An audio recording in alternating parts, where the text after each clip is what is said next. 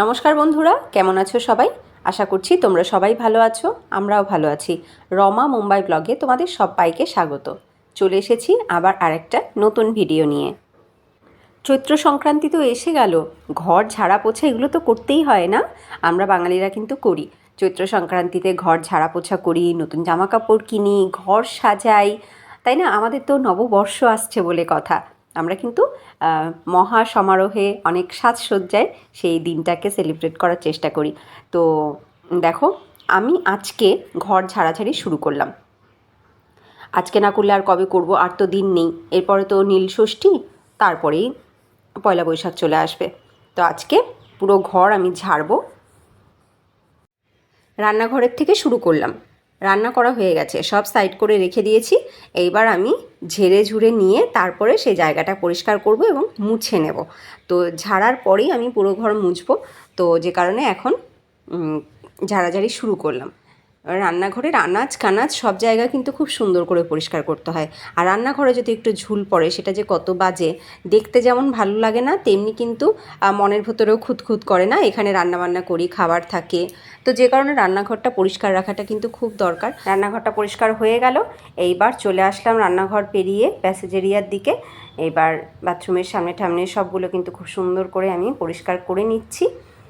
ঝুল যদিও বা আমার সেরকমভাবে সারা ঘরে কোথাও নেই, তার কারণ আমি প্রতিদিনই ওই ঝাড় দেওয়ার সময় ঝাঁটা তুলে একটুখানি পরিষ্কার করেই নিই দেয়ালের কর্নারগুলোকে, কারণ সেই যাতে ঝুল না পড়ে। তো সেই কারণে আমার সারা ঘরে কোথাওই সেই রকম কোনো ঝুল নেই।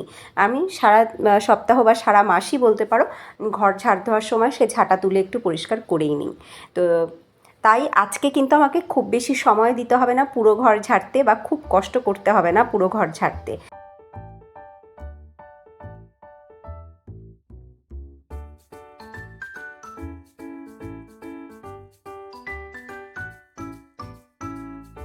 এবার ড্রয়িং রুমের ঝুল ঝাড়তে শুরু করলাম। আমার ড্রয়িং রুমে কিন্তু কোনো ঝুল নেই, কারণ প্রতিদিনই আমি এগুলোকে পরিষ্কার করি। যখনই আমি নিচে ঝাড় দিই, মানে ফ্লোর ঝাড় দিই, তখন কিন্তু উপরের দিকে আমি তাকাই, সিলিংয়ের দিকে এবং কর্নারের দিকে তাকিয়ে কিন্তু আমি ঝুল ঝেড়েই নিই। কোথাও ঝুল সেরকমভাবে নেই, কিন্তু তবুও এটা নিয়ম, চৈত্র সংক্রান্তিতে পুরো ঘর ঝাড়তে হয়, তো সেটাই আমি করছি। তো যাই হোক, নিয়ম তো নিয়ম, আমার ঘরও পরিষ্কার হয়ে যাবে, আর আমার কিন্তু খুব বেশি কষ্টও হবে না। আমরা যদি এরকমটাই করি না, প্রতিদিন একটুখানি ডাস্টিংগুলোকে করে নিই, ফার্নিচারগুলোকে একটুখানি মুছে নিই, আমরা প্রতিদিন যদি করি তাহলে কিন্তু সময় প্রচুর কম লাগবে। আর খুব নোংরা হয়ে গেছে, এইবার একদিন পরিষ্কার করতে বসলাম, তাহলে সেই দিন কিন্তু সময়ও বেশি লাগবে, খাটনিও বেশি হবে। সেই কারণে প্রতিদিনই যদি একটুখানি সময় দিই, 5 মিনিট 10 মিনিট, তাহলে কিন্তু আমাদের ঘর সবসময় পরিষ্কার থাকে, হাইজেনিক থাকে। তো আমি সেই রুলটাকেই ফলো করি এবং সেইভাবেই আমার ঘর সব দিন আমি পরিষ্কার রাখি।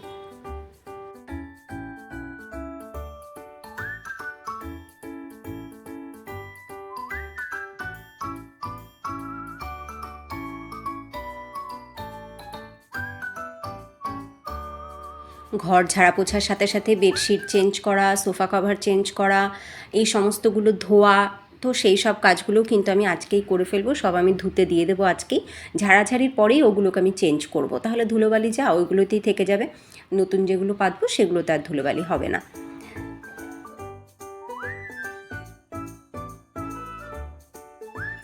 আজকে ঘর ঝাড়া পোছা যখন করছি, তখন ভাবলাম আজকে আমার এই ক্রকারিসগুলোকেও একটু পরিষ্কার করে নিই।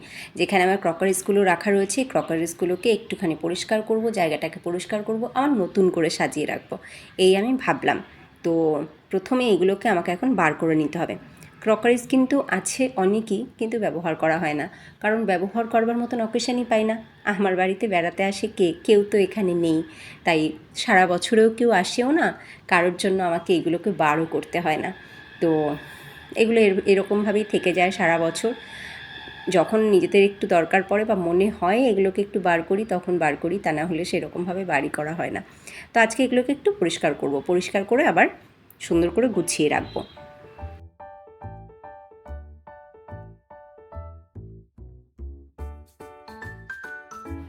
প্রথমে সবগুলোকে আগে বার করে নিই, সবগুলো এখানে যা কিছু রাখা আছে সব আগে বার করব, তারপরে জায়গাটাকে পরিষ্কার করব, কারণ এখানেই পরিষ্কার করে এখানে রাখতে গেলে আমার সব ভেঙে চুরে যাবে। তো আগে সবগুলোকে বার করে নেব।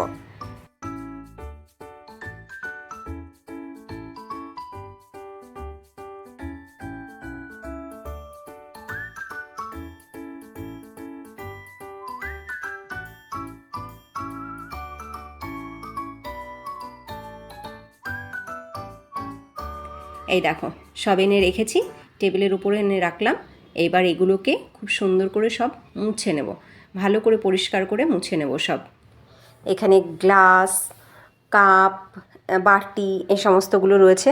দেখো এখানে 3 রকমের গ্লাস রয়েছে, কিন্তু 3 রকমের গ্লাসই খুব ছোট ছোট গ্লাস, তো যে কারণে আমি আর এক সেট গ্লাসের কিনেছি, তোমাদের দেখিয়েছিলাম। আর এখানে কতগুলো বাটি রয়েছে, বাটিও রয়েছে কাচের, এছাড়া এই মেলামাইনের বাটি রয়েছে বেশ কিছু। এগুলো সব আমি নিজে খুব শখ করে পছন্দ করে কিনেছিলাম, কিন্তু সেইভাবে ব্যবহারই হয় না। এগুলো শুধু ওই সাজিয়ে গুছিয়ে রাখাই থাকে ওই র্যাকের উপরে। এই এক সেট কাপ রয়েছে, এই কাপের সেটটা আমাদের গৃহপ্রবেশের সময় গিফটে পেয়েছিলাম।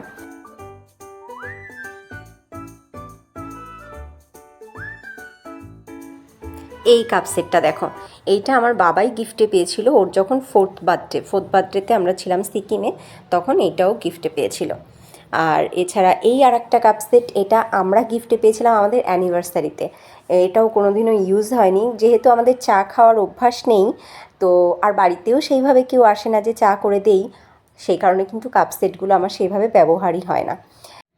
এবার আমি র্যাক পরিষ্কার করে নেব, পরিষ্কার করে তারপর আবার সব সাজিয়ে রাখবো। এই যে বাক্সগুলো দেখছো, এগুলো কিন্তু খালি বাক্স। এইগুলোর উপরেও পেছনের দিকে করে জিনিসপত্র রাখি এবং সামনের দিকে জিনিসপত্র রাখি, মানে দুটো সারিতে জিনিসপত্র রাখি, একটা নিচের দিকে একটা উপরের দিকে। তাতে কি হয়, দেখতে ভালো লাগে। তাই ওই খালি বাক্সগুলোকে আমি পিছনের দিকে রেখেছি, ওর উপরে জিনিস রাখি। তো এবার খুব সুন্দর করে আমি মুছে নিচ্ছি জায়গাটা।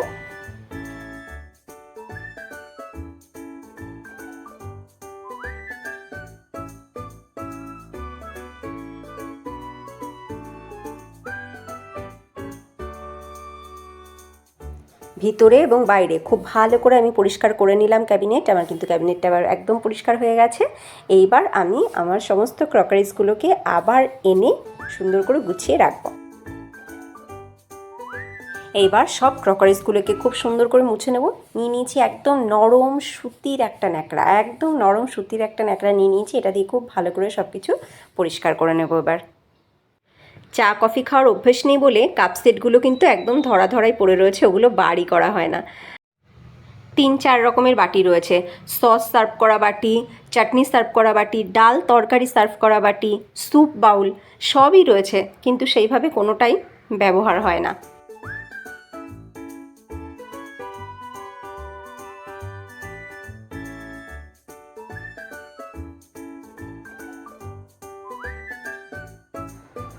কাচের গ্লাসও রয়েছে 3-4 রকমের সাইজের, কিন্তু একটা ঠিকঠাক শরবত সার্ভ করার জন্য বড় সাইজের কাচের গ্লাস ছিল না, তাই কিন্তু আমি বড় সাইজের কাচের গ্লাস এইবার নিয়েছি, যেটা তোমাদের সাথে শেয়ার করেছিলাম। এই যে সেই গ্লাসগুলো, এগুলোকেও আমি এবার সুন্দর করে পরিষ্কার করে গুছিয়ে রাখবো। বাটি, গ্লাস, কাপ সব পরিষ্কার করা হয়ে গেল। এইবার আমি এই ক্রকারিজগুলো নিলাম। এইগুলোকেও শুধু কিনেই রেখেছি, কিন্তু সেভাবে ব্যবহার করাই হয় না। তো আবার আজকে একটুখানি পরিষ্কার করে জায়গা মতন গুছিয়ে রেখে দেবো।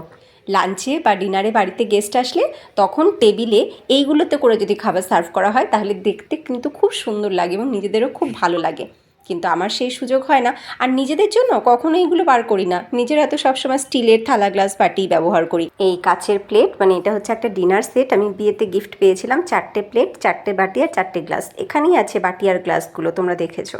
তো এগুলোকেও আমি খুব যত্নে রাখি, কম ব্যবহার করা হয়, খুবই কম ব্যবহার করা হয়। আর আমার এই প্লেটগুলো তো তোমরা দেখেইছো, ভাঙতে ভাঙতে এখন দুটোতে এসে ঠেকেছে। তাই আমি নতুন কিছু প্লেট আমি কিনেছিলাম, যেগুলো তোমাদের সাথে শেয়ার করেছি আগেও। তো আজকে সেগুলোকে ফাইনালি খুব সুন্দর করে মুছে ঠুছে আমি গুছিয়ে রাখবো। এই দেখো, বলেছিলাম না, আমার দেখেই মনে হয়েছে যে এখন যে প্লেটটা কিনেছি সেই প্লেটটা একটু ছোট। আমার আগের প্লেটটা কিন্তু সাইজ এটার থেকে এক সাইজ বড়। তো আগেরটা একদম ঠিকঠাক সাইজ, এটা সামান্য একটু ছোট হয়েছে, তবে ঠিক আছে, আমার তো পছন্দ হয়েছে বেশ।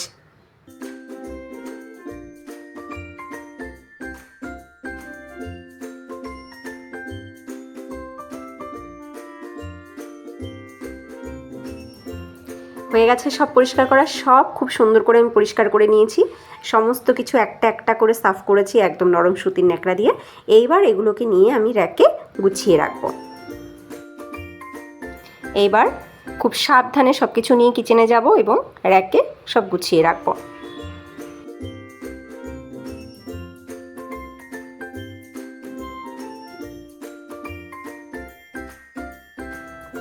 দেখো সব গুছিয়ে রেখেছি, নিচের র্যাকটা কমপ্লিট হয়ে গেছে রাখা সব কিছু। এগুলোকে আমি উল্টো করেই রেখেছি যাতে এগুলোতে ধুলোবালি একটু কম লাগে।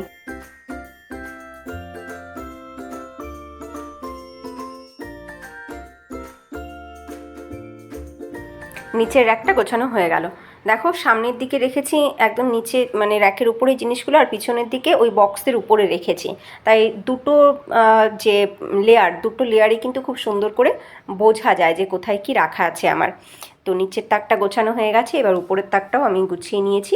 উপরের তাকটা সেই জিনিসগুলোই রেখেছি যেগুলো খুব তাড়াতাড়ি ব্যবহারে লাগে না, যদিও কোনোটাই আমার সেরকম ব্যবহারে লাগে না, সবই এরকম 6 মাস পর পর বার করি, আবার সুন্দর করে পরিষ্কার করে গুছিয়ে রেখে দিই। এই হয় কাজের কাজ। সব আমার নিজের হাতে পছন্দ করে শখ করে কেনা জিনিস, কিন্তু ব্যবহার হয় না। যাই হোক, তোমাদের কেমন লাগলো আমার ক্রকারিজ কালেকশন তোমরা কিন্তু অবশ্যই কমেন্টে জানাবে। এইবার আমি ঝাড়ু পোছা কমপ্লিট করে নেব।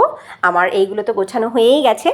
তো ভিডিওটা আমি এখানেই এন্ড করব। তোমাদের ভিডিওটা কেমন লাগলো অবশ্যই জানাবে কমেন্টে। ভালো লাগলে লাইক করবে। নতুন বন্ধুরা যদি তোমাদের ভালো লাগে লাইক করে সাবস্ক্রাইব করে সাথে থেকো। দেখা হবে নেক্সট ভিডিওতে। টাটা।